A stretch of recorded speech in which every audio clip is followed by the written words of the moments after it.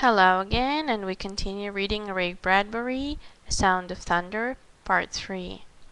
Unbelievable, Eccles breathed, the light of the machine on his thin face. A real-time machine. He shook his head. Makes you think. If the election has gone badly yesterday, I might be here now, running away from the results.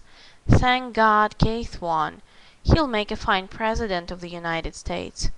Yes, said the man behind the desk. We're lucky. If Deutscher has gotten in, we'd have the worst kind of dictatorship. There is an anti-everything man for you, a militarist, anti-Christ, anti-human, anti-intellectual. People called us up, you know, joking but not joking. Said if Deutscher became president, they wanted to go live in 1492. Of course it's not our business to conduct escapes, but to form safaris. Anyway, Keith's president now. All you got to worry about is shooting my dinosaur. Eccles finished it for him.